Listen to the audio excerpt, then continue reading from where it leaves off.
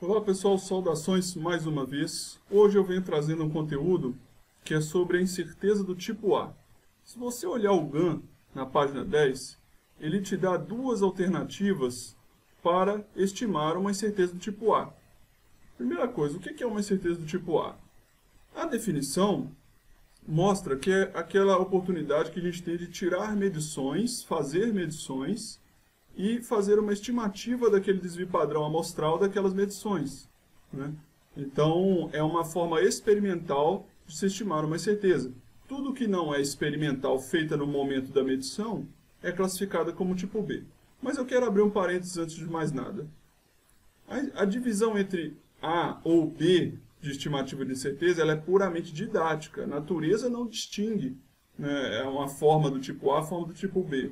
Foi um caminho que o GAN encontrou para poder diferenciar entre aquela variável, aquela incerteza que você estima por um modelo teórico, que seria tipo B, né, distribuição normal, retangular, triangular, qualquer uma que queira usar, e uma estimativa experimental, que seria essa tipo A. Então, voltando, lá na página 10 do GAN, você tem essas duas possibilidades aqui, ó. Estimar por um desvio padrão amostral, que eu estou mostrando aqui na equação da esquerda, e um desvio padrão da média, que é o que o GAN põe na equação aqui da direita, lá na página 10. Qual que é a diferença? A diferença é que, quando você usa o desvio padrão amostral, você está considerando a variabilidade do conjunto de dados. Então, quando você quer representar a variabilidade total daquela amostra, o certo seria usar o divisor igual a 1. Porque o que o divisor igual a 1 faz? Ele mantém, ele conserva o desvio padrão amostral estimado por essa equação que você está vendo aqui na esquerda. Tá certo? Então ele traz consigo toda a variabilidade dos dados. Qual que é o problema que mais acontece, principalmente em ensaios químicos que eu vejo muito?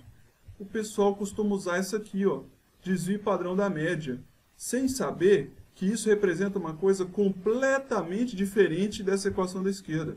Essa equação da direita, ela usaria o divisor raiz de n. Só que o divisor raiz de n, ele calcula, ele estima o desvio padrão da média, ou seja, neste caso, não me interessa mais a variabilidade de todo o conjunto de dados, e sim a variabilidade da média daquele conjunto de dados. Portanto, quando o n cresce e tende para o infinito, o que vai acontecer com essa equação da direita? Vai tender para zero. E é razoável estimar uma incerteza zero, por exemplo, para uma repetibilidade, porque o pessoal usa isso aqui, na maioria das vezes, para se estimar uma correção e a incerteza de repetibilidade. É quase sempre que eu vejo nessa situação.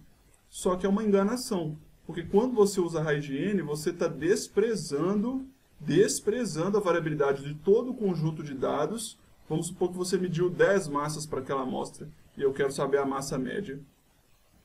Se você utilizar o desvio padrão amostral, você vai pegar a média daquela massa de 10 medições e o desvio padrão considerando a variabilidade das 10 medições.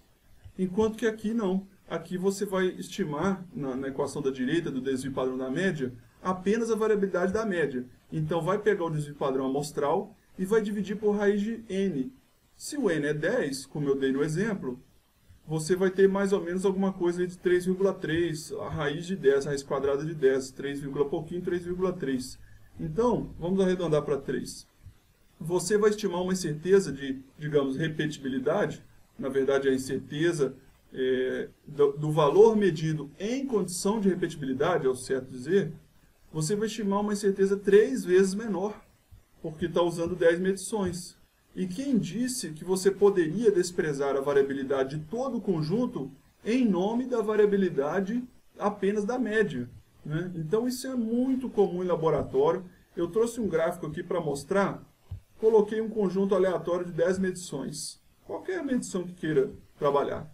Veja que as bolinhas em azul representam o desvio padrão amostral, como que eles evoluem de forma cumulativa com n medições, enquanto que as bolinhas laranja representam o desvio padrão da média.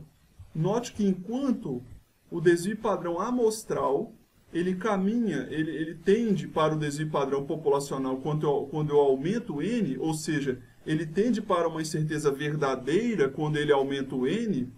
Em contrapartida, o desvio padrão da média tende para zero quando você aumenta o n.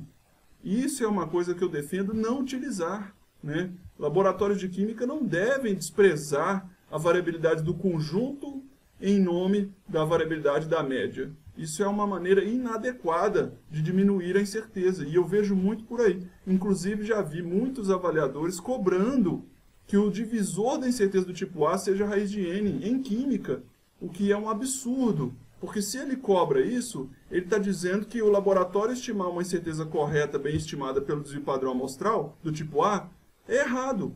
E está defendendo uma coisa absurda, que é reduzir forçadamente a incerteza sem saber o que de fato está fazendo.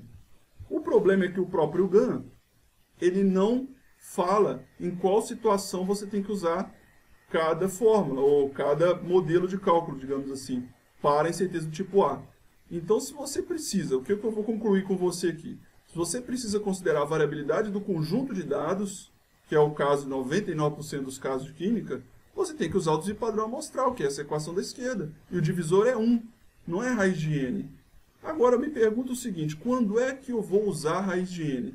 Você só vai usar esse divisor raiz de n, o que significa utilizar o desvio padrão da média, quando você faz um ensaio em que não te interessa a variabilidade total daquele mensurando.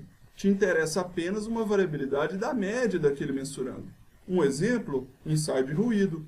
Ensaio de ruído é tipicamente um ensaio que você não está interessado nos picos de variação. Né? Diferente da química. A química eu quero variação total. Agora, no ruído, não. Ruído eu quero uma variação média, porque é natural que o mensurando seja instável. E o objetivo na análise de ruído é, sim, determinar uma variabilidade média e um ruído médio. Não média exatamente, uma média logarítmica, mas é, sim, um valor médio, um valor esperado para aquele ruído, naquele ambiente, naquelas condições. Portanto, ali é uma situação na qual eu poderia utilizar, aliás, deveria utilizar o raiz de n, porque como eu tenho 300, 400, 500, 600 medições de ruído numa batelada só, aí faz sentido eu usar o raiz de n para poder avaliar a variabilidade da média daquelas medições. E não me interessa o total, a variabilidade total. Então vamos tomar cuidado, porque para você escolher o divisor da incerteza do tipo A, não existe um certo e um errado de resposta imediata. Você tem que perguntar o seguinte, qual é o objetivo da análise? Dependendo do objetivo da análise, eu quero a variabilidade de toda o mensurando, ou eu quero apenas a variabilidade da média do mensurando? E eu vou te adiantar que 95%, que sai 99% das vezes, você vai querer a variabilidade total do mensurando. E ela vai estar aqui na equação da esquerda, desvio padrão da amostral, e o divisor igual a 1, para você colocar na sua planilha.